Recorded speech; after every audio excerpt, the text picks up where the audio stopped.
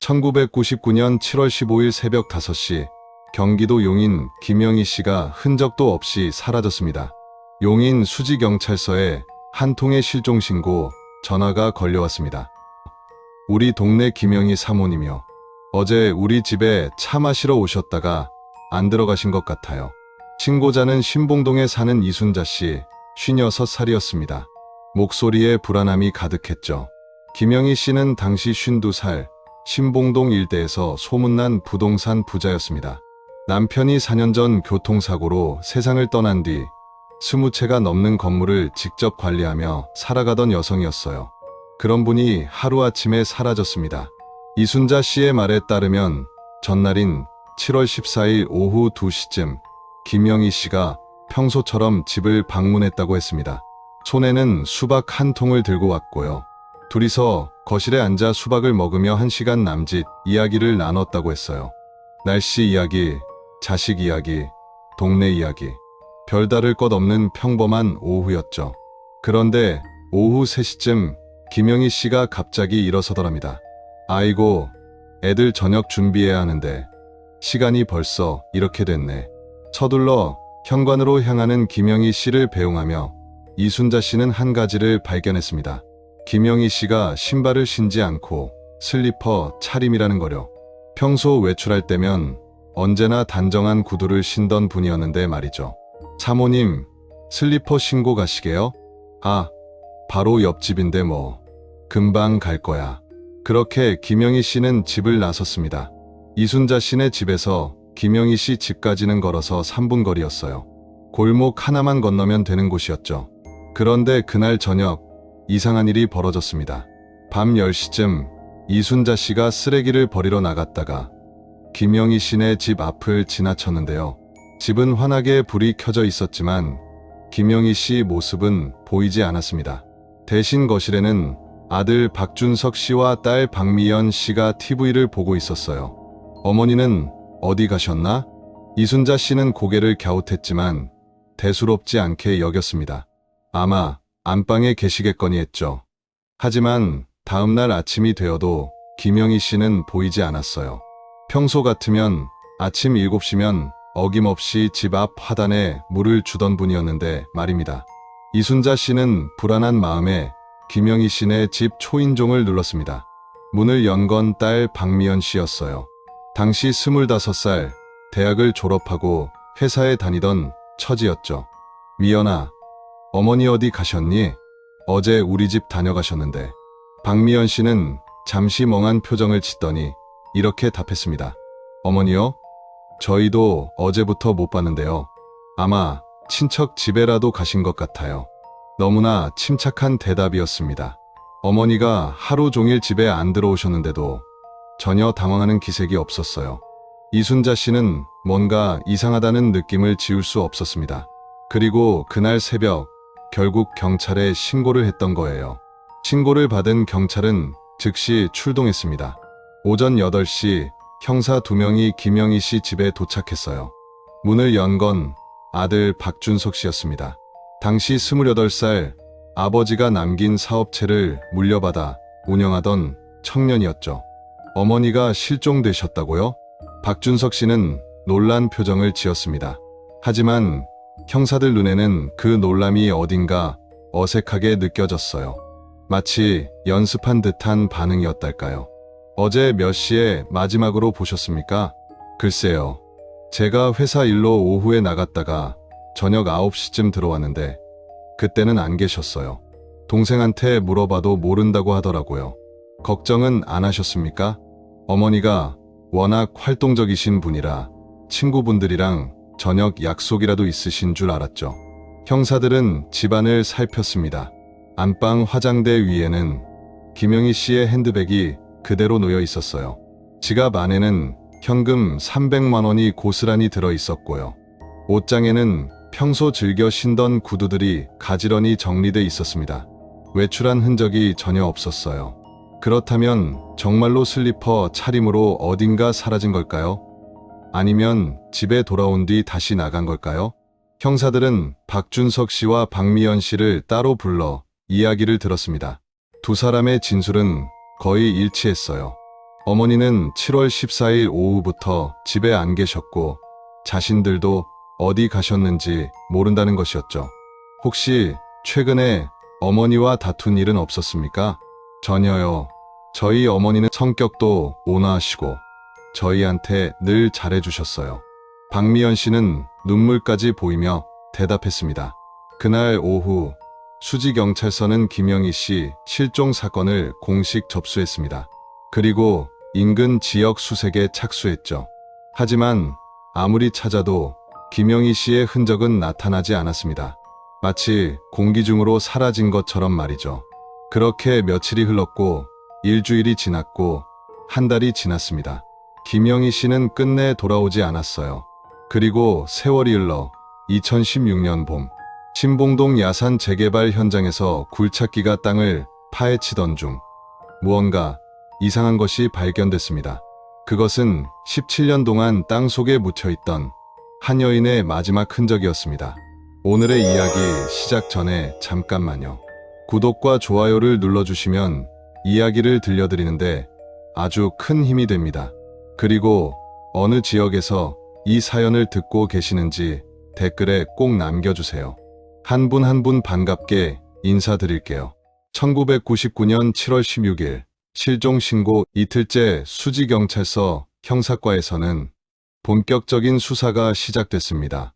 담당 형사는 최동훈 경위, 당시 41살로 15년 경력의 베테랑이었죠. 최 경위는 김영희 씨 실종 사건을 단순 가출로 보지 않았습니다. 지갑도 두고 신발도 안 신고 나갔다. 이건 뭔가 이상해. 그는 먼저 이순자 씨를 다시 찾아갔습니다. 그날 김 씨가 댁에 계실 때 평소와 다른 점은 없었습니까? 이순자 씨는 곰곰이 생각하더니 고개를 저었어요.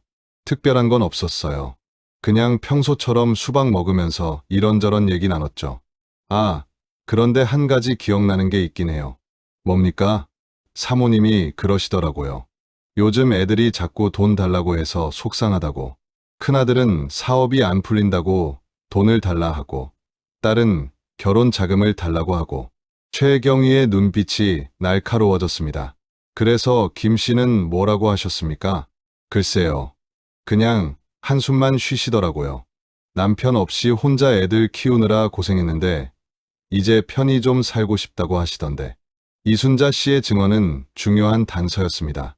재산 문제가 가족 간의 갈등을 일으킬 수 있다는 걸 시사했으니까요. 최경희는 다시 김영희 씨 집으로 향했습니다. 오전 10시 박준석 씨가 집에 있었어요.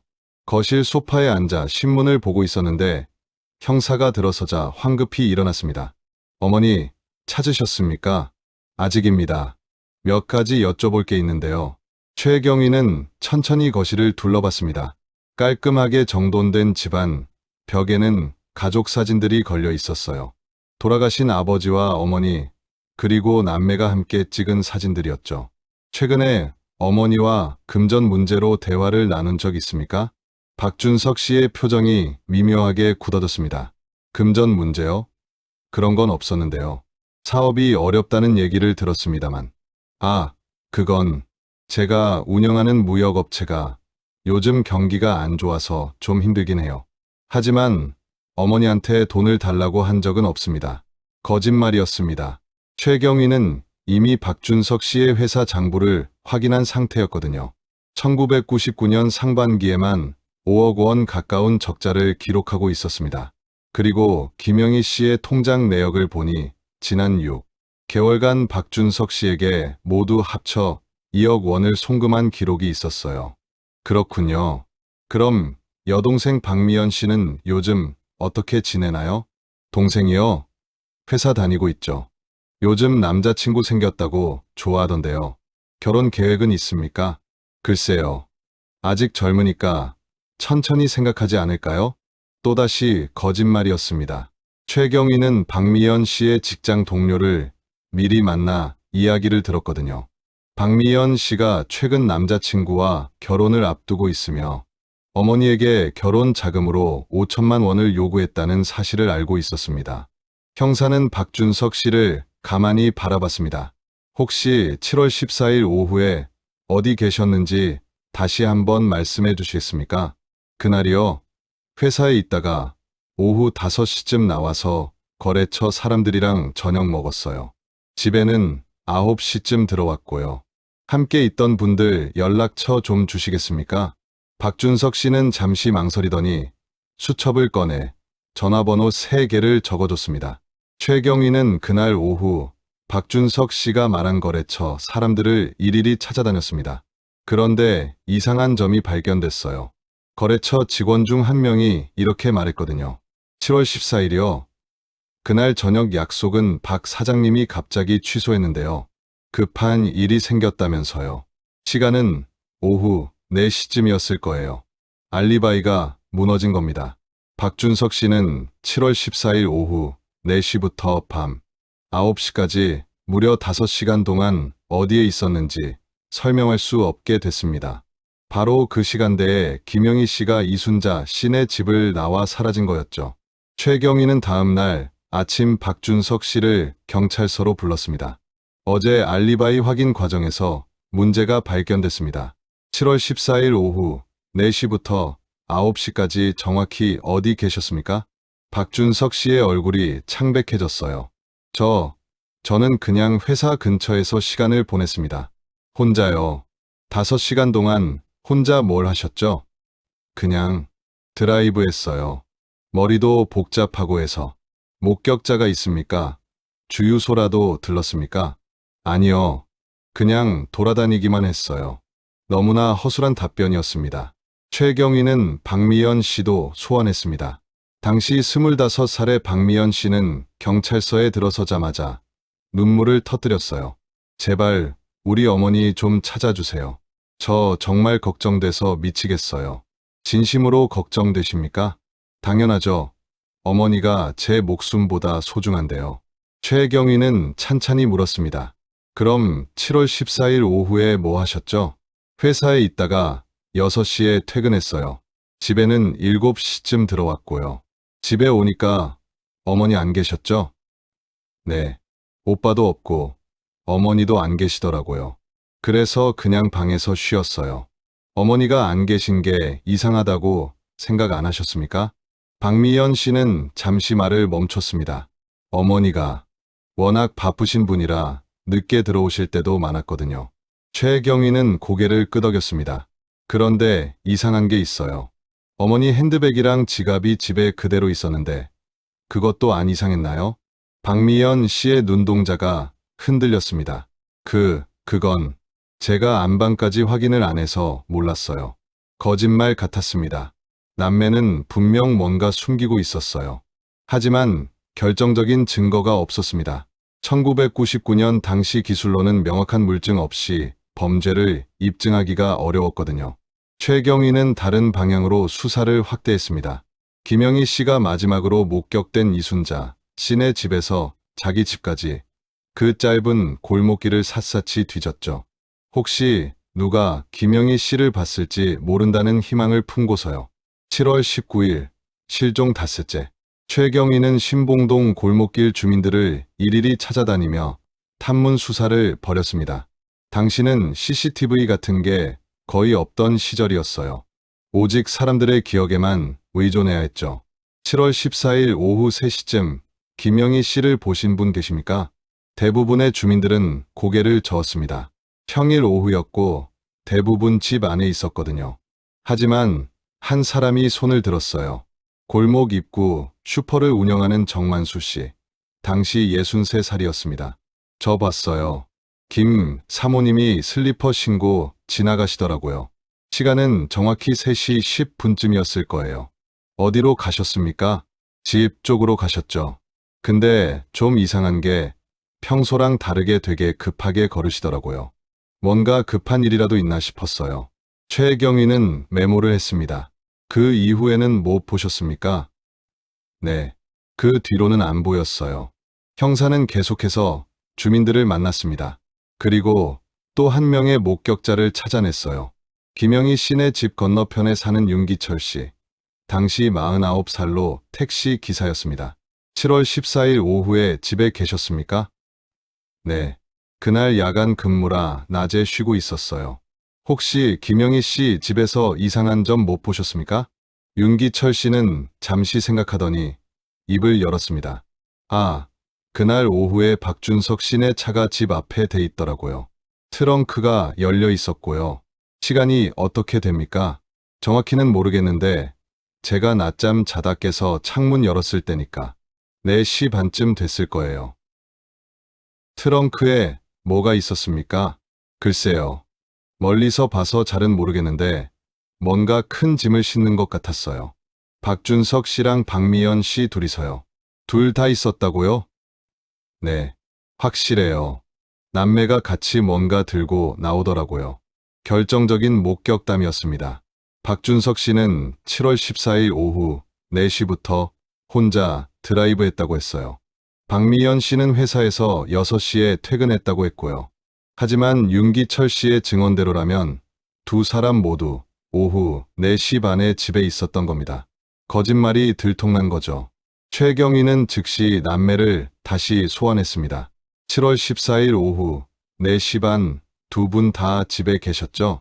박준석 씨가 당황한 표정을 지었어요. 저는 그 시간에 집에 없었는데요. 목격자가 있습니다. 차 트렁크에 짐 싣는 걸 봤다고 하더군요. 박준석 씨는 잠시 침묵하다가 입을 열었습니다. 아, 그거요. 제가 회사 서류 좀 집에 가져다 놓으려고 잠깐 들렀었어요. 여동생도 같이 있었죠? 동생은 그날 회사 조퇴하고 일찍 들어왔나 봐요. 옆에 앉아있던 박미연 씨가 황급히 끼어들었습니다. 맞아요. 제가 그날 몸이 안 좋아서 조퇴했어요. 오후 3시쯤 집에 왔던 것 같아요. 남매의 진술이 또다시 바뀌었습니다. 최경희는 날카롭게 물었어요. 그럼 어머니는 그때 집에 안 계셨습니까? 네, 안 계셨어요. 이상하다고 생각 안 하셨어요.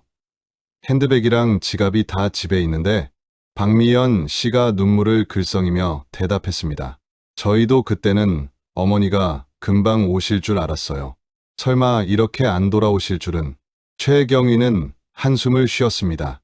남매의 진술은 계속 바뀌었지만 그렇다고 해서 범죄를 저질렀다는 증거는 없었어요. 어쩌면 정말로 기억이 헷갈려서 그럴 수도 있었으니까요. 형사는 차량 조사에 착수했습니다.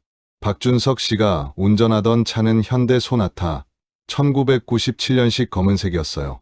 경찰은 차량을 압수해 감식을 시작했습니다. 트렁크를 열어보니 깨끗하게 청소돼 있었어요. 최근에 세차를 한 것 같았죠. 언제 세차했습니까? 글쎄요.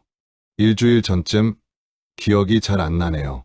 형사들은 루미놀 시약을 뿌렸습니다. 혈흔이 있으면 파란색 형광으로 반응하는 시약이었죠. 하지만 아무런 반응이 없었어요. 깨끗했습니다. 트렁크뿐만 아니라 차량 내부 전체를 조사했지만 혈흔은 물론 어떤 의심스러운 흔적도 발견되지 않았습니다. 1999년 당시 기술로는 미세한 DNA나 혈흔 흔적을 찾아내기가 어려웠거든요. 최경희는 다른 가능성도 염두에 뒀습니다. 혹시 김영희 씨가 정말로 자발적으로 가출한 건 아닐까? 그는 김영희 씨의 친구들을 일일이 만나기 시작했어요. 평소 가깝게 지내던 친구들, 교회 사람들, 친척들까지 모두 만났습니다. 하지만 모두가 한결같이 말했어요. 김 집사님은 절대 가출할 분이 아니에요. 자식들을 너무 사랑하셨거든요. 돈도 많고 건강도 좋으신데 왜 가출을 하겠어요? 말도 안 돼요. 혹시 자살이라도 하신 건 아닐까요? 요즘 우울해 보이시긴 했거든요. 자살 가능성도 수사선상에 올랐습니다. 경찰은 인근 하천과 저수지를 수색했어요. 용인 일대 모든 물가를 샅샅이 뒤졌죠. 수색견까지 동원했습니다. 하지만 아무것도 나오지 않았어요.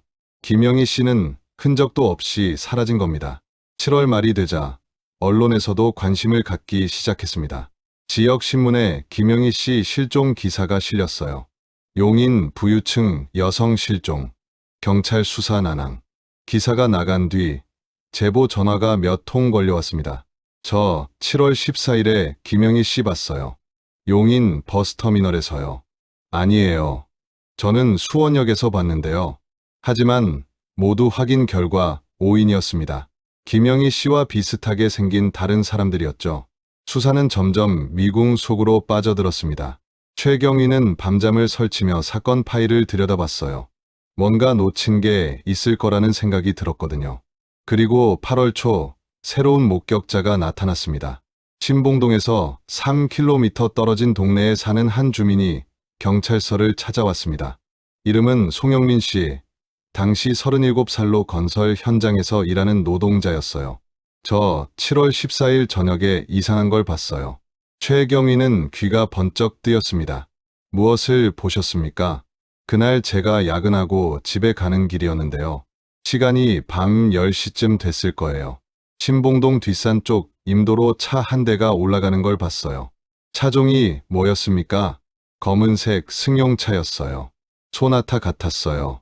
최경희의 눈빛이 달라졌습니다. 번호판은 확인하셨습니까? 아니요.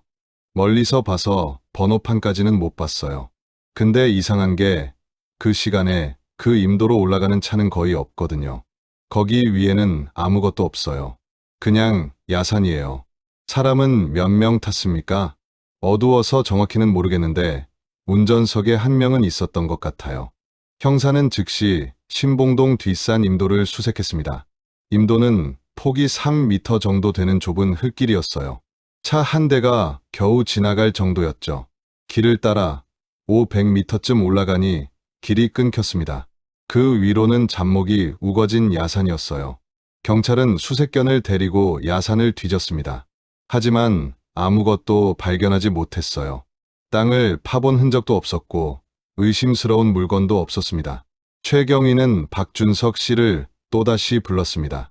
7월 14일 밤 10시쯤 어디 계셨습니까? 집에 있었어요. 동생이랑 TV 보고 있었죠. 차를 운전하지 않으셨습니까? 아니요. 집에서 쭉 있었어요. 박미연 씨도 같은 대답을 했습니다. 오빠랑 같이 집에 있었어요. 드라마 보고 있었어요. 남매의 알리바이는 서로를 증명하는 것뿐이었습니다. 제3자가 확인해 줄 수 있는 게 아무것도 없었어요. 최경희는 송영민 씨를 다시 만났습니다.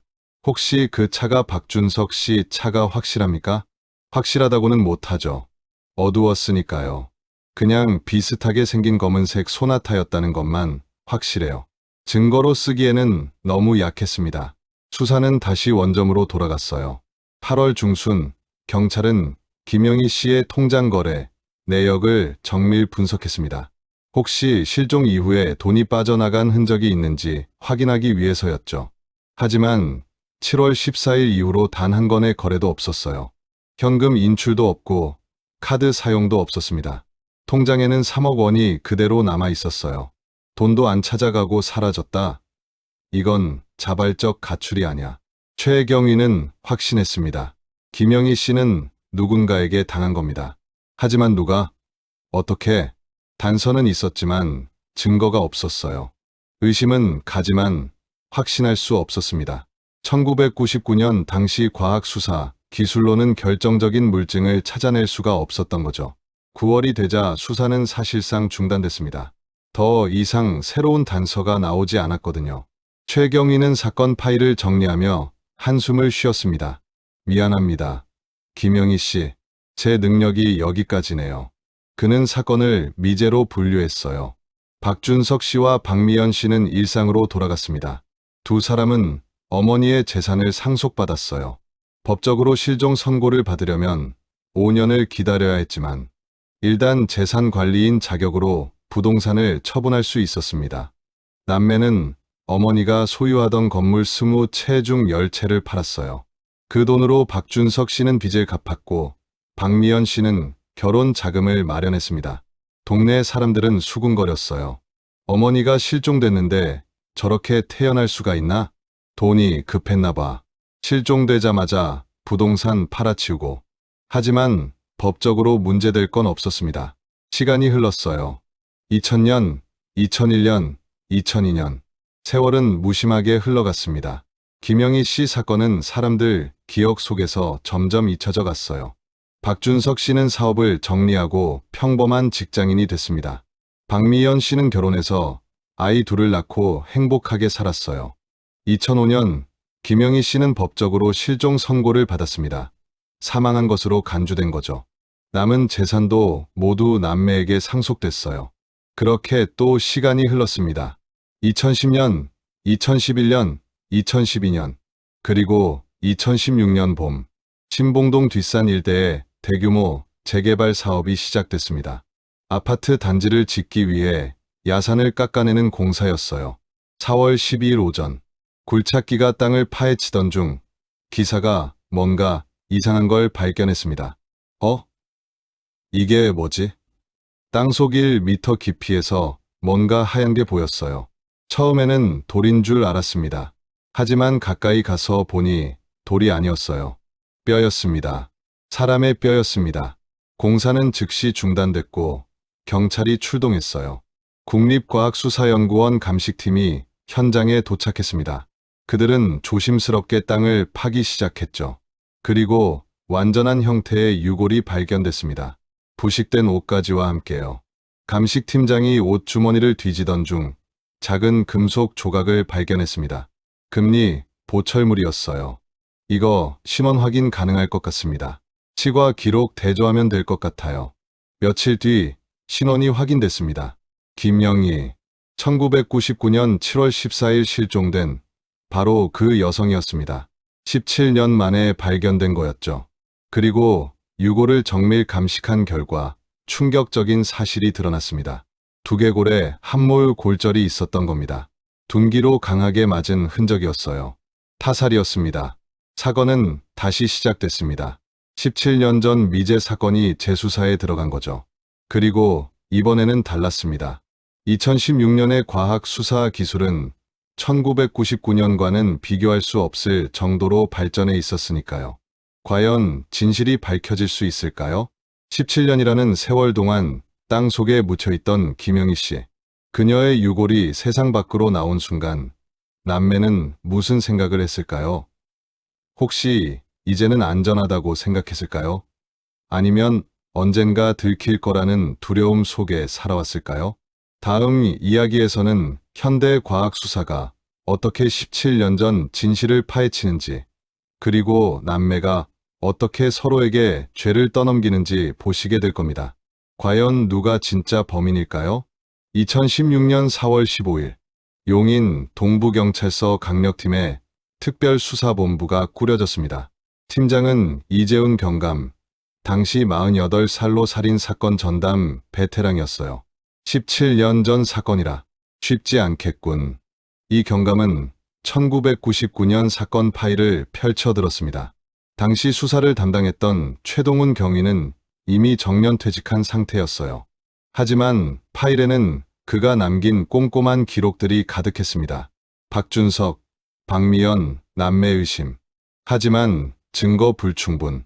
최경희의 마지막 메모였죠. 이 경감은 국과수에 정밀 감식을 의뢰했습니다. 국과수 법의학팀은 유골을 철저히 분석했어요. 먼저 사망 시기부터 추정했습니다. 유골 부식 정도와 주변 토양 상태로 봐서 매장 시기는 1999년에서 2000년 사이로 추정됩니다. 김영희 씨가 실종된 시기와 정확히 일치했어요. 다음은 사인 규명이었습니다. 두개골을 엑스레이로 촬영한 결과 뒷머리 부분에 심각한 함몰 골절이 발견됐어요. 골절 크기는 가로 5cm, 세로 3cm 정도였습니다. 둔기로 최소 2차례 이상 가격한 흔적입니다. 사망 원인은 뇌출혈로 추정됩니다. 법의학자는 단호하게 말했습니다. 이건 명백한 타살이었어요. 그런데 더 중요한 게 있었습니다. 유골과 함께 발견된 의류, 조각들이었죠. 땅속에 17년 동안 묻혀 있었지만 의외로 섬유 일부가 보존돼 있었어요. 특히 목 부분 옷깃과 소매 부분 천 조각들이요. 국과수 화학팀은 이 천 조각들을 현미경으로 분석했습니다. 그리고 놀라운 발견을 했어요. 혈흔이 검출됐습니다. 미세한 혈흔이었지만 2016년 DNA 분석 기술로는 충분히 감식 가능한 수준이었습니다. DNA 검사 결과가 나왔어요. 피해자 본인의 혈액입니다. 그런데 한 가지 더 검출됐습니다. 뭡니까? 위상의 제3자 DNA가 소량 섞여 있습니다. 범인의 흔적이었습니다. 피해자를 가격할 때 범인의 땀이나 타액이 묻었을 가능성이 높았어요. 혹은 시신을 옮기는 과정에서 범인의 피부 세포가 옷에 묻었을 수도 있었고요. 이 경감은 즉시 박준석, 박미연 남매를 찾았습니다. 박준석은 현재 45살, 용인시 수지구의 한 중소기업에서 과장으로 근무하고 있었어요. 박미연은 42살, 두 아이의 엄마로 전업주부였습니다. 4월 18일 오전, 두 사람에게 경찰서 출석 요구서가 발송됐습니다. 박준석은 회사에서 전화를 받았어요. 네? 어머니 유골이 발견됐다고요? 목소리가 떨렸습니다. DNA 검사에 협조해 달라는데요. 신원 확인을 위해서래요. 아, 네, 알겠습니다. 박미연도 같은 전화를 받았어요. 어머니를 찾으셨다고요? 어디서요? 경찰은 자세한 내용은 알려주지 않았습니다. 일단 경찰서로 오라는 것뿐이었죠. 4월 19일 오후 2시, 박준석과 박미연이 용인 동부경찰서에 도착했습니다. 17년 만에 다시 찾은 경찰서였어요. 둘은 대기실에서 마주쳤습니다. 오빠, 이게 무슨 일이야? 나도 모르겠어.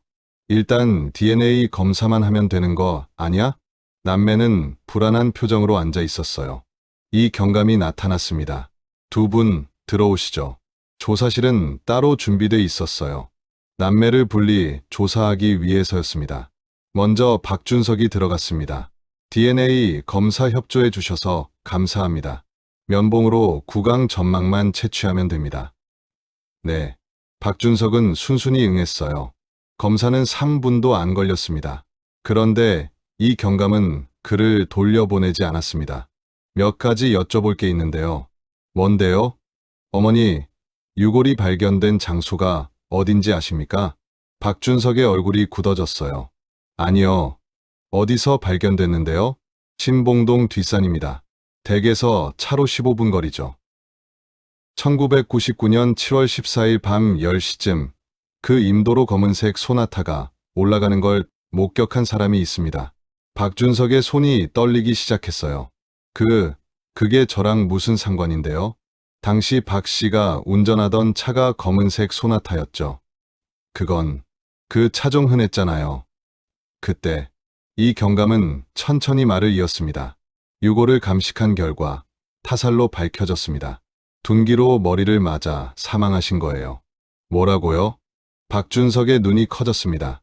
하지만 그 놀람이 진짜인지 연기인지 알 수 없었어요. 누가 우리 어머니를 그렇게, 그걸 저희가 알아내려고 하는 겁니다. 이 경감은 파일을 꺼냈습니다. 1999년 당시 조사 기록을 보니 박 씨 진술이 여러 번 바뀌었더군요. 7월 14일 오후 알리바이도 명확하지 않고요. 그건 워낙 오래전 일이라 기억이 헷갈렸던 거예요. 그렇군요. 그럼 지금은 정확히 기억나십니까? 7월 14일 오후 4시부터 밤 9시까지 뭘 하셨는지. 박준석은 잠시 침묵했습니다. 회사 근처에서 그냥 시간을 보냈어요. 혼자요. 17년 전과 똑같은 대답이었습니다. 이 경감은 고개를 끄덕였어요. 알겠습니다. 일단 오늘은 이만 가보셔도 됩니다. 추가 조사 필요하면 연락드리겠습니다. 박준석은 후다닥 조사실을 나갔습니다. 다음은 박미연 차례였어요. 박미연도 DNA 검사를 받았습니다. 그리고 같은 질문을 받았죠. 7월 14일 오후에 뭘 하셨습니까? 회사에서 조퇴해서 집에 일찍 들어왔어요. 집에 누가 있었습니까? 오빠가 있었어요. 짐을 차에 싣고 있더라고요. 어머니는요? 안 계셨어요. 박미연은 눈물을 흘렸습니다. 어머니가 정말 돌아가신 거예요? 누가 우리 어머니를 죽인 거예요? 이 경감은 냉정하게 물었습니다. 혹시 오빠가 그날 어디 갔는지 아십니까? 박미연의 눈물이 멈췄어요. 네?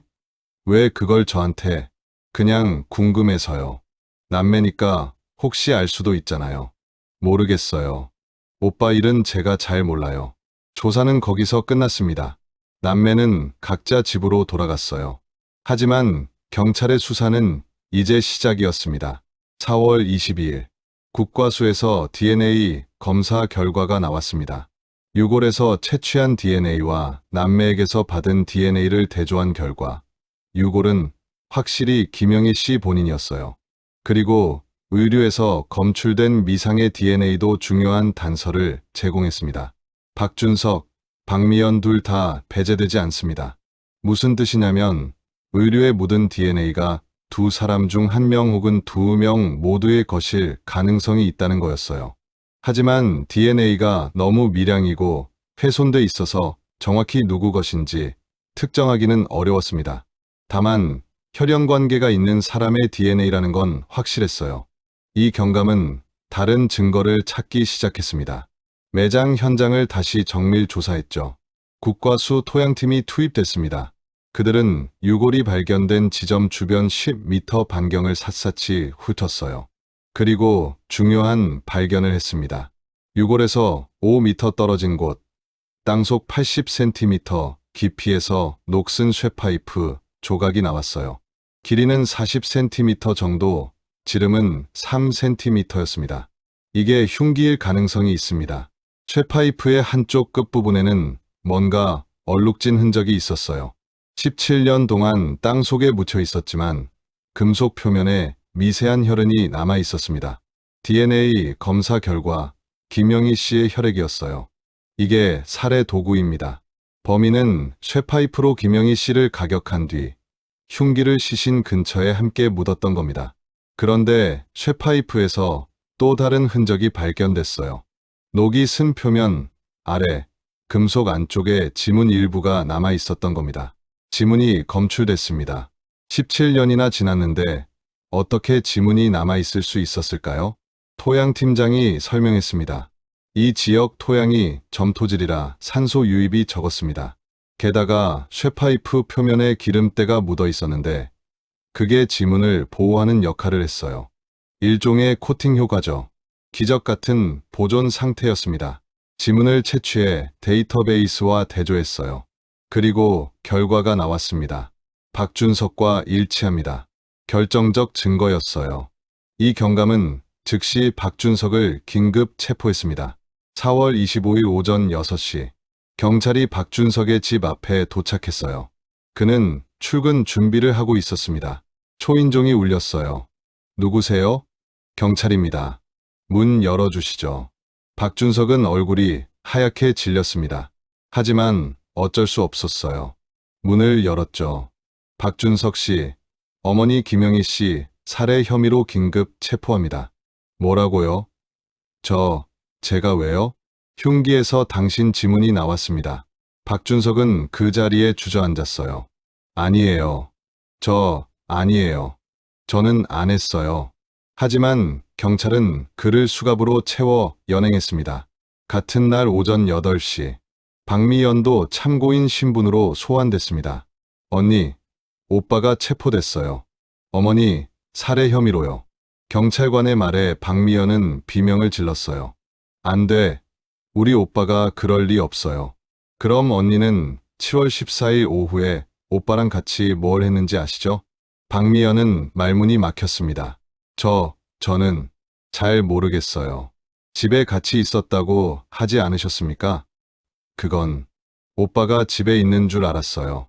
근데 정확히 뭘 하는지는 몰랐어요. 진술이 흔들리기 시작했습니다. 조사실에서 박준석은 완강히 부인했어요. 저는 어머니를 죽이지 않았습니다.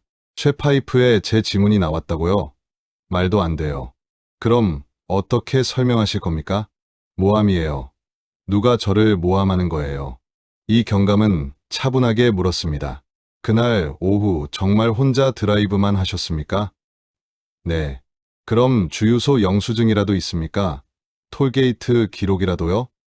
그건 박준석은 대답하지 못했어요. 17년 전 일이라 영수증 같은 건 남아있을 리 없었으니까요. 동생 박미연 씨는 당신이 집에서 짐을 싣고 있었다고 했습니다. 그건 회사 서류였어요. 무슨 서류였습니까? 기억 안 나요. 오래됐잖아요. 참 편리하게 기억하시네요. 기억날 건 기억나고 안 날 건 안 나고.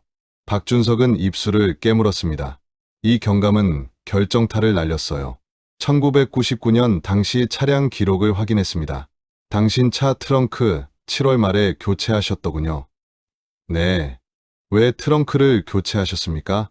박준석의 얼굴에서 피가 쏙 빠졌어요. 그건 사고가 나서. 무슨 사고요? 주차장에서 긁혔어요. 수리 기록 있습니까? 없어요. 그냥 아는 정비소에서 했어요. 정비소 이름이 뭡니까? 기억 안 나요. 모든 게 거짓말처럼 들렸습니다. 이 경감은 파일을 덮었어요. 박준석 씨, 솔직하게 말씀하시는 게 좋을 겁니다. 증거는 이미 다 나왔어요. 저는 안 했어요. 박준석은 끝까지 부인했습니다. 같은 시각, 다른 조사실. 박미연은 경찰의 질문에 점점 무너지고 있었어요. 7월 14일 오후, 정말 집에 혼자 있었습니까? 네. 오빠는 없었습니까? 있었어요. 아니, 잠깐 있었던 것 같아요. 뭘 하고 있었습니까? 차에 짐을 싣고 있었어요. 무슨 짐이었습니까? 박미연은 눈물을 흘렸어요. 모르겠어요. 저는 정말 몰라요. 어머니는 어디 계셨습니까?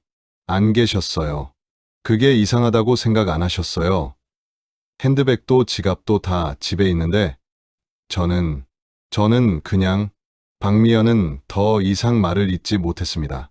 4월 26일 검찰은 박준석을 구속했습니다. 혐의는 존속살해와 사체유기였어요. 하지만 박준석은 여전히 혐의를 부인했습니다. 저는 안 했어요. 어머니를 사랑했어요. 제가 왜 어머니를 죽여요?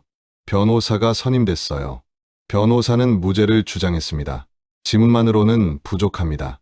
쇠파이프는 피의자 집에 있던 물건일 수 있고 어떤 경로로든 피의자가 만진 적이 있을 수 있습니다. 그게 곧 살인을 의미하지는 않습니다. 검찰은 추가 증거를 찾기 시작했어요. 그리고 놀라운 사실을 발견했습니다. 1999년 7월 20일 박준석이 차량 정비소에 간 기록이 있었어요. 일반 정비소가 아니라 폐차장이었습니다. 트렁크 밑판 교체해주세요. 폐차장 사장이 당시 작성한 수리 일지가 남아 있었던 겁니다. 트렁크 밑판에 이상한 얼룩이 있다고 하더라고요. 그래서 아예 새 걸로 교체해 달라고 했어요. 폐차장 사장 김태수 씨, 현재 67살이었습니다. 어떤 얼룩이었습니까? 글쎄요. 저도 정확히는 모르겠는데 뭔가 검붉은 얼룩이었어요. 박 씨가 막걸리를 쏟았다고 하더라고요. 교체한 트렁크 밑판은 어떻게 했습니까? 당연히 폐기했죠. 17년이나 됐는데 남아있을 리 없어요. 증거는 사라진 거였습니다. 하지만 교체 사실 자체가 중요한 정황 증거였어요. 검찰은 기소장을 작성했습니다.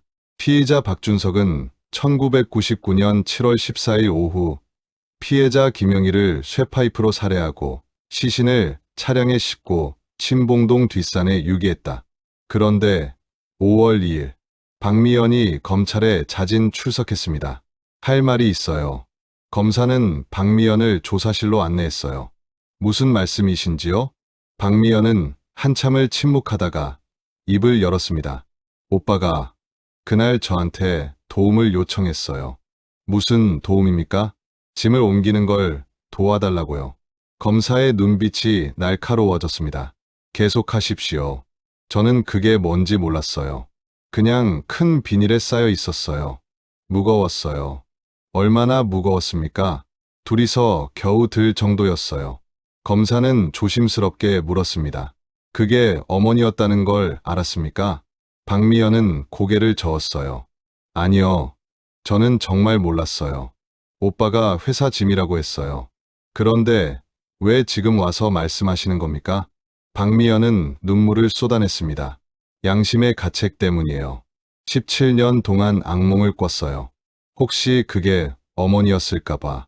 하지만 확신할 수 없었어요. 오빠를 믿고 싶었어요. 지금은 확신합니까? 네. 오빠 지문이 흉기에서 나왔다잖아요. 이제는 알겠어요. 제가 그날 옮긴 게 어머니였다는 걸. 박미연의 진술은 충격적이었습니다. 공범이었던 겁니다. 검찰은 박미연도 참고인에서 피의자 신분으로 전환했어요. 당신은 범행에 가담했습니다. 사체 유기 방조죄가 성립합니다. 아니에요. 저는 정말 몰랐어요. 몰랐다고 해도 의심할 만한 정황이 충분했습니다. 어머니가 실종된 바로 그날 무거운 짐을 옮기는 걸 도왔으면서 의심하지 않았다고요?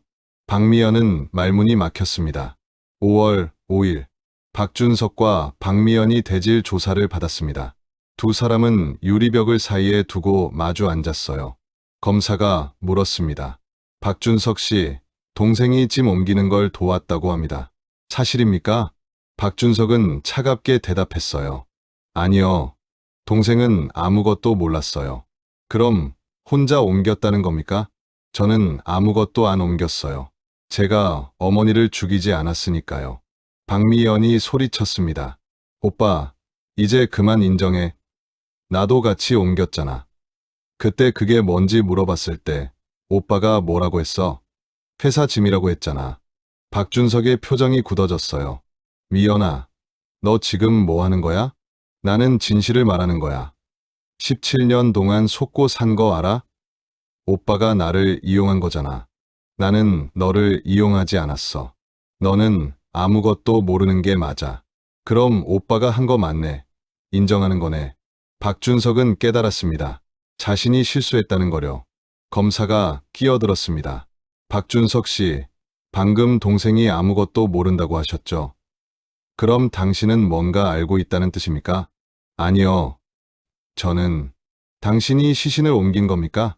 박준석은 입을 다물었습니다. 더 이상 말하면 안 된다는 걸 알았으니까요. 대질 조사는 거기서 끝났어요. 하지만 두 사람의 진술에서 중요한 단서가 나왔습니다. 박준석은 박미연이 아무것도 모른다고 주장했고, 박미연은 자신이 짐을 옮기는 걸 도왔다고 했어요. 두 진술을 종합하면 명확했습니다. 박준석이 주범이고 박미연은 범행 사실을 모른 채 방조했다는 거였죠. 하지만 검찰은 의문이 들었습니다. 정말 박미연이 아무것도 몰랐을까? 아니면 알면서도 도운 걸까? 5월 10일 검찰은 박미연의 휴대폰 기록을 압수했습니다. 물론 1999년 기록은 남아있지 않았어요. 하지만 최근 몇 년간 기록은 있었습니다. 그리고 놀라운 걸 발견했어요. 2015년 12월 박미연이 오빠 박준석에게 보낸 문자 메시지가 있었던 겁니다. 오빠, 나 요즘 자꾸 그날 생각나. 혹시 그게 정말? 문자는 거기서 끝나 있었어요. 답장은 없었습니다. 검사는 박미연을 다시 불렀습니다. 2015년 12월에 오빠한테 보낸 문자. 이게 뭡니까? 박미연의 얼굴이 창백해졌어요.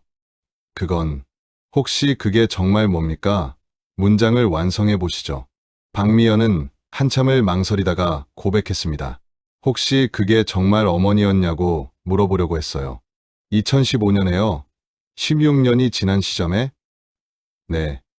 저는 그동안 계속 의심했어요. 하지만 확신할 수 없었어요. 의심했으면서 왜 경찰에 신고하지 않았습니까? 박미연은 울음을 터뜨렸어요. 오빠니까요. 제 친오빠를 어떻게 신고해요? 그리고 확실한 증거도 없었잖아요. 검사는 냉정하게 말했습니다. 당신은 알고 있었습니다. 16년 전부터요. 그런데도 입을 다물었어요. 이건 단순 방조가 아닙니다. 박미연은 바닥에 주저앉았습니다. 저는 그냥 모른 척하고 싶었어요. 진실이 드러나기 시작했습니다. 남매는 서로를 감싸려다가 결국 서로의 죄를 폭로하고 말았어요. 그리고 이제 검찰은 마지막 퍼즐 조각을 찾아야 했습니다. 과연 누가 직접 쇠파이프를 휘둘렀는가? 17년 동안 함께 비밀을 지켜왔던 남매. 하지만 경찰의 추궁 앞에서 그들은 서로를 배신하기 시작했습니다. 오빠는 동생이 아무것도 몰랐다고 하고 동생은 오빠가 자신을 이용했다고 말합니다. 둘 중 누가 진실을 말하는 걸까요? 아니면 둘 다 거짓말을 하고 있는 걸까요? 다음 이야기에서는 결정적 증거가 등장합니다.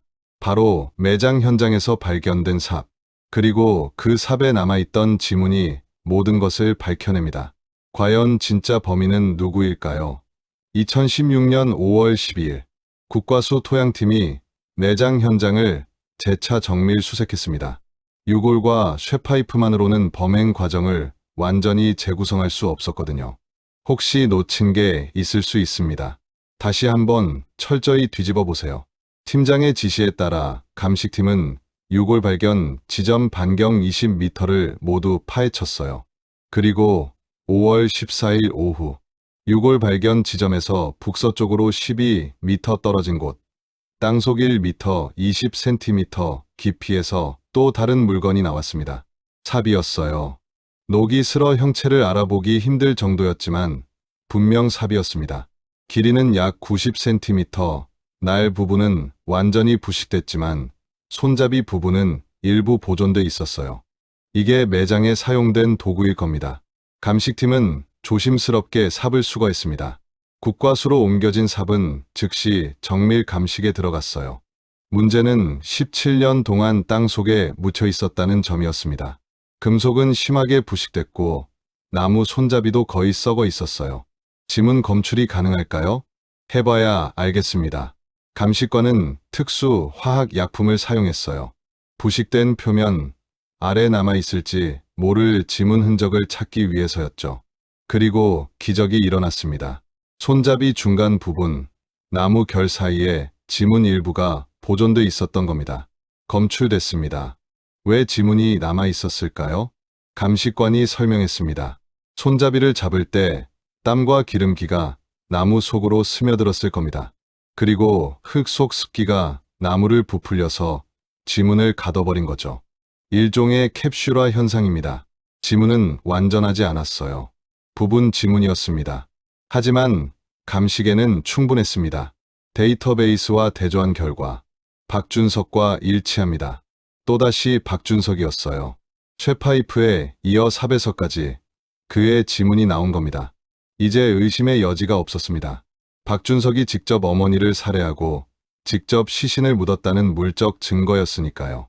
5월 16일 검찰은 박준석을 다시 조사했습니다. 삽에서도 당신 지문이 나왔습니다. 박준석의 얼굴이 재처럼 변했어요. 말도 안 돼요. 쇠파이프, 삽, 두 개 모두에서 당신 지문이 검출됐습니다. 이제 인정하시죠? 박준석은 한참 동안 고개를 숙이고 있었어요. 그리고 천천히 입을 열었습니다. 변호사 좀 다시 만나게 해주세요. 검사는 고개를 끄덕였습니다. 박준석은 변호사와 30분간 접견했어요. 그리고 다시 조사실로 돌아왔습니다. 말씀하시죠. 박준석은 깊은 한숨을 쉬었습니다. 제가 했습니다. 드디어 자백이었습니다. 어머니를 제가 죽였습니다. 조사실이 숨소리마저 멈춘 듯 조용해졌어요. 검사는 침착하게 물었습니다. 어떻게 했습니까? 박준석은 떨리는 목소리로 말했습니다. 1999년 7월 14일, 그날 오후였어요. 박준석의 진술은 이랬습니다. 1999년 7월 14일 오후 3시 반, 김영희 씨가 이순자 씨네 집에서 돌아왔을 때 박준석은 집 거실에서 기다리고 있었어요. 엄마, 잠깐 얘기 좀 해요. 무슨 얘기? 김영희 씨는 소파에 앉았습니다. 박준석은 회사 장부를 꺼냈어요. 회사가 정말 어려워요. 이번 달 안에 5억 원을 갚지 못하면 부도가 나요. 김영희 씨는 한숨을 쉬었습니다. 준서가 엄마가 지난 6개월간 2억 원이나 줬잖니. 그것도 모자라니? 그건 이미 다른 빚 갚는데 쓴 거예요. 이번 건 새로 생긴 빚이에요. 엄마가 은행이니? 내가 벌어서 내가 갚아야지. 박준석의 목소리가 높아졌어요. 엄마, 제발요. 회사가 망하면 저는 끝이에요. 김영희 씨도 화를 냈습니다. 너 아버지 돌아가시고 엄마가 얼마나 힘들게 재산 지켰는지 알아? 이제 와서 다 내놓으라고? 제 인생이 달린 문제예요. 안 돼. 엄마는 이제 한 푼도 안 줄 거야. 그리고 말이 나왔으니 말인데 엄마 다음 주에 변호사 만나기로 했어. 박준석의 심장이 철렁했어요. 왜요? 유언장 쓰려고. 엄마 재산 전부 사회에 기부할 거야. 뭐라고요? 너희한테 물려줘봤자 다 날릴 것 같아서. 차라리 불우한 사람들 돕는 게 낫겠어. 박준석은 머릿속이 하얘졌습니다. 엄마, 농담이죠? 진담이야. 엄마 결심했어. 김영희 씨는 일어서서 안방으로 향했어요. 박준석은 그 뒷모습을 멍하니 바라봤습니다. 이러다 정말 한 푼도 못 받는다. 공포가 엄습했어요. 그는 차고로 내려갔습니다. 거기에는 예전에 집 수리할 때 쓰던 쇠파이프가 있었어요. 손이 저절로 쇠파이프를 집었습니다. 잠깐만 협박만 하자. 돈만 받으면 돼. 하지만 그의 발은 안방으로 향하고 있었어요. 안방 문을 열었을 때 김영희 씨는 옷장에서 옷을 꺼내고 있었습니다. 엄마, 왜? 김영희 씨가 돌아봤어요. 그 순간 박준석은 쇠파이프를 휘둘렀습니다. 엄마가 날 이렇게 만들었어요. 쇠파이프가 김영희 씨의 뒷머리를 강타했어요. 쾅! 김영희 씨는 그 자리에 쓰러졌습니다. 피가 흘렀어요. 박준석은 정신이 번쩍 들었습니다. 엄마, 엄마. 하지만 김영희 씨는 움직이지 않았어요. 박준석은 패닉에 빠졌습니다. 어떡하지? 어떻게? 그는 김영희 씨의 숨을 확인했어요. 끊어져 있었습니다. 죽은 겁니다. 박준석은 주저앉았어요. 내가 엄마를 죽였다. 한참을 그렇게 앉아 있다가 그는 정신을 차렸습니다. 일단 숨겨야 해. 아무도 모르게. 그는 큰 비닐을 가져와 시신을 쌌어요. 그리고 동생 박미연에게 전화했습니다. 미연아, 집에 좀 와줄래? 급한 일이 있어. 박미연은 회사에서 조퇴했어요. 오후 4시쯤 집에 도착했죠. 오빠, 무슨 일이야? 짐 좀 옮기는 거 도와줘. 무슨 짐인데? 회사 서류. 무거워서 혼자 못 들겠어. 박미연은 의심 없이 도왔습니다. 비닐에 쌓인 무거운 물체를 함께 들어 차 트렁크에 실었어요. 엄마는 어디 가셨어? 친구분 만나러 가셨대. 박미연은 고개를 끄덕이고 다시 방으로 들어갔습니다. 박준석은 혼자 차를 몰았어요. 신봉동 뒷산 임도로 향했습니다. 밤 10시쯤 도착했어요. 차고에서 가져온 삽으로 땅을 팠습니다. 1미터 정도 깊이까지 팠어요. 시신을 구덩이에 넣고 흙을 덮었습니다. 삽과 쇠파이프도 주변에 묻었어요.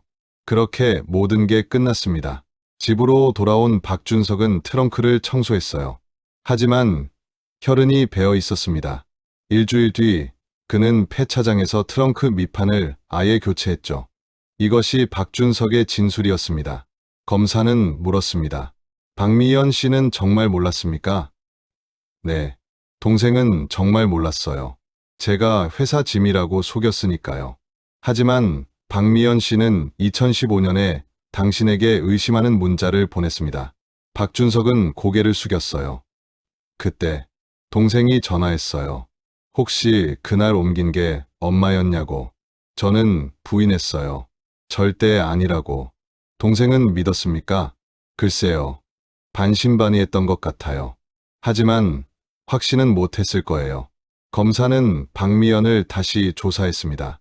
오빠가 자백했습니다. 당신은 정말 몰랐다고 하던데요. 박미연은 눈물을 흘렸어요. 저는 그날 이후로 계속 의심했어요. 하지만 오빠를 믿고 싶었어요. 2015년에는 확신했죠? 네. 하지만 증거가 없었어요. 그리고 오빠니까요. 제 친오빠를 어떻게 신고해요? 검사는 한숨을 쉬었습니다. 당신도 공범입니다. 비록 범행 당시에는 몰랐다 해도 2015년부터는 알고도 신고하지 않았으니까요. 박미연은 바닥에 무릎을 꿇었어요. 죄송합니다. 정말 죄송합니다. 2016년 6월, 검찰은 두 사람을 기소했습니다. 박준석은 존속살해 및 사체유기 혐의로, 박미연은 사체유기 방조 및 범인 은닉 혐의로 재판에 넘겨졌어요. 재판은 8월에 시작됐습니다. 수원지방법원 형사12부. 방청석은 10,000원이었어요. 언론에서도 대대적으로 보도했죠. 용인 땅부자 모녀 살해 사건. 17년 만에 재판대에 첫 공판. 재판장이 물었습니다. 피고인 박준석, 공소 사실을 인정합니까? 박준석은 일어서서 대답했어요. 네, 인정합니다. 피고인 박미연은요? 박미연도 고개를 숙였습니다. 네, 인정합니다. 두 사람 모두 혐의를 인정한 겁니다. 검사는 공소장을 낭독했어요. 피고인 박준석은 1999년 7월 14일 재산 상속 문제로 피해자 김영희를 쇠파이프로 살해하고 시신을 신봉동 야산에 유기했습니다. 피고인 박미연은 범행 사실을 알고도 17년간 이를 은폐했습니다. 변호인은 정상 참작을 호소했어요. 피고인 박준석은 우발적으로 범행을 저질렀습니다. 계획적 범행이 아니었어요. 그리고 17년 동안 양심의 가책에 시달렸습니다. 하지만 재판부는 차갑게 반응했습니다. 우발적이라 해도 자신의 어머니를 살해한 것은 용서받을 수 없습니다. 더욱이 시신을 유기하고 17년간 거짓으로 살아온 것은 계획적 은폐입니다. 증인 신문이 이어졌어요. 이순자 씨가 증인으로 나왔습니다. 김영희 씨는 정말 좋은 분이셨어요. 항상 이웃을 챙기고 자식들을 사랑했죠. 그런 분이 자식 손에 돌아가셨다니. 이순자 씨는 울먹였습니다. 1999년 당시 수사를 담당했던 최동훈 전 경위도 증인으로 나왔어요. 당시에 이미 의심했습니다. 하지만 증거가 없었어요. 기술의 한계였죠. 만약 그때 지금 같은 과학 수사 기술이 있었다면 최 전 경위는 아쉬움을 감추지 못했습니다. 마지막 변론. 검사는 엄벌을 구형했어요. 피고인 박준석에게 무기징역을, 피고인 박미연에게 징역 15년을 구형합니다. 변호인은 다시 한번 선처를 호소했습니다. 피고인들은 이미 17년간 지옥 같은 삶을 살았습니다. 이것만으로도 충분한 벌입니다. 하지만 재판부는 받아들이지 않았어요. 2017년 1월 1심 선고가 내려졌습니다. 피고인 박준석에게 무기징역을 선고한다. 방청석에서 탄식이 터져 나왔어요. 피고인 박미연에게 징역 15년을 선고한다. 박미연은 그 자리에서 기절했습니다. 재판장은 판결문을 낭독했어요. 피고인들은 생명을 주신 어머니를 돈 때문에 살해하고 17년간 거짓으로 살아왔습니다.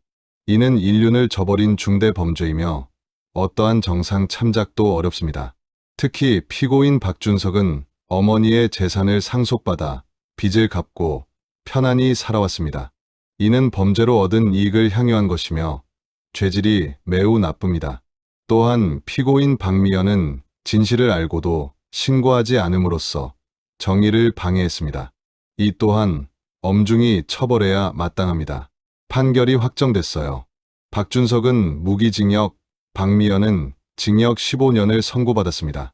그리고 두 사람이 상속받은 김영희 씨의 재산은 모두 몰수됐어요. 법원은 재산을 김영희 씨의 여동생에게 상속하도록 결정했습니다. 김영희 씨의 여동생 김영숙 씨, 당시 69살이었어요. 언니, 이렇게라도 찾아줘서 고마워요. 17년 동안 얼마나 추웠을까. 김영숙 씨는 신봉동 야산에 작은 추모비를 세웠습니다.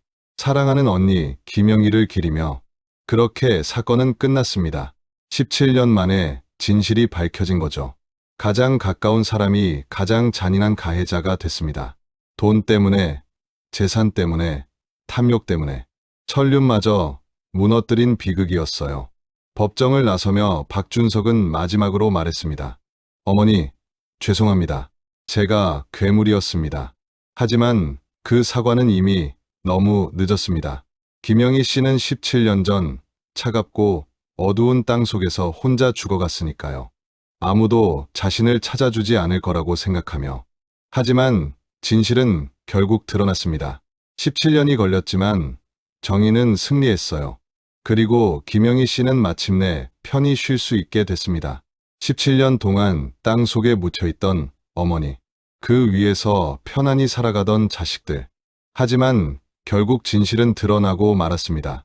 과학은 거짓말을 하지 않으니까요. 삽에 남은 지문, 쇠파이프의 혈흔, 그리고 무엇보다 양심의 가책.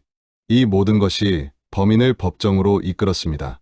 가장 가까운 사람이 가장 무서울 수 있다는 걸 이 사건은 우리에게 보여줍니다.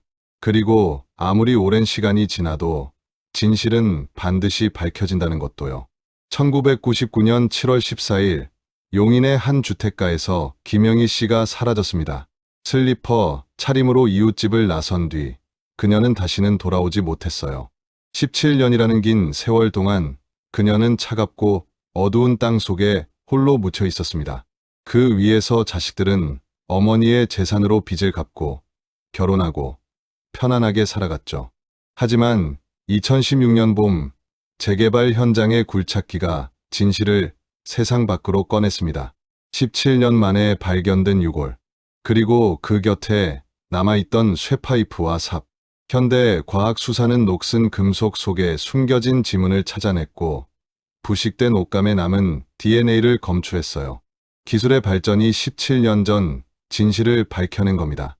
범인은 다름 아닌 친아들 박준석, 그리고 진실을 알고도 침묵한 딸 박미연이었습니다. 5억 원의 빚. 그것이 아들이 어머니를 살해한 이유였어요. 어머니가 재산을 사회에 기부하겠다고 했을 때 그는 쇠파이프를 들었습니다. 단 한 번의 순간적인 분노가 돌이킬 수 없는 비극을 만들었죠. 생명을 주신 어머니를, 자신을 키워주신 어머니를, 평생 자식만 바라보며 살아온 어머니를 돈 때문에 죽인 겁니다. 그리고 동생 박미연은 진실을 의심하면서도 오빠를 감쌌어요. 2015년 그녀는 이미 확신했습니다. 16년 전 자신이 옮긴 무거운 짐이 어머니였다는 거려. 하지만 그녀는 경찰에 신고하지 않았어요. 친오빠니까, 피부치니까. 그렇게 1년을 더 침묵했습니다. 결국 두 사람 모두 법의 심판을 받았어요. 박준석은 무기징역, 박미연은 징역 15년. 그들이 누렸던 어머니의 재산은 모두 몰수됐고 고인의 여동생에게 돌아갔습니다. 이 사건은 우리에게 묻습니다. 가장 가까운 사람이 과연 가장 믿을 만한 사람일까요? 슬프게도 때로는 아닙니다. 가장 가까운 곳에 있기에 가장 쉽게 탐욕이 자랄 수 있어요. 가장 많이 사랑했기에 가장 깊이 배신당할 수 있습니다. 김영희 씨는 평생을 자식들을 위해 살았어요. 남편이 떠난 뒤에도 혼자서 20채의 건물을 관리하며 아들과 딸을 키웠죠. 그들에게 좋은 교육을 시켰고 사업 자금도 대줬고 결혼 자금도 마련해 줬습니다. 하지만 자식들은 더 많은 걸 원했어요. 전부를 원했습니다. 당장 원했습니다.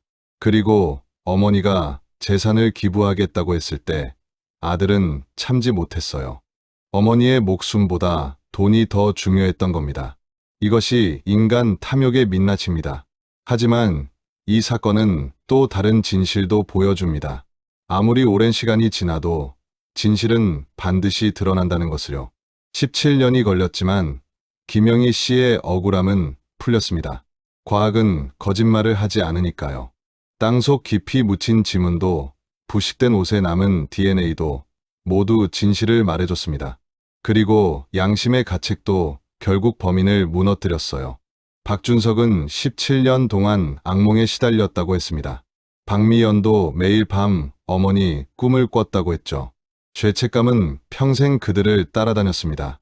교도소 철창 안에서도 그들은 여전히 그 죄책감과 함께 살아갈 거예요. 어쩌면 그게 진짜 형벌인지도 모릅니다. 여러분, 오늘 이 이야기를 들으시면서 어떤 생각이 드셨나요?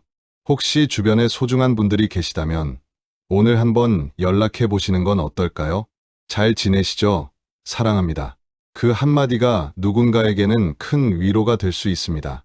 그리고 혹시 재산 문제로 가족 간에 갈등이 있으시다면 한 번 더 생각해 보세요. 돈보다 소중한 게 있다는 거요. 함께했던 시간, 나눴던 사랑, 그리고 피로 이어진 인연. 그 어떤 것도 돈으로 살 수 없습니다. 김영희 씨는 이제 평화로운 곳에 계실 거예요.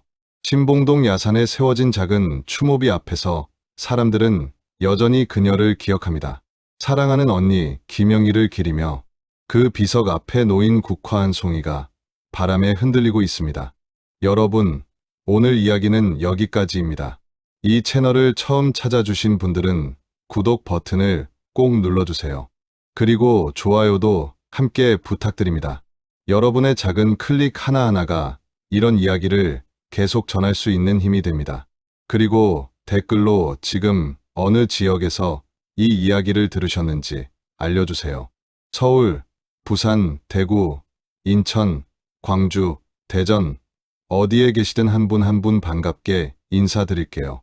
오늘도 이 이야기를 끝까지 들어주셔서 진심으로 감사합니다. 남은 하루도 소중한 분들과 따뜻하게 보내시길 바랍니다. 그럼 다음 이야기에서 또 뵙겠습니다. 건강하세요.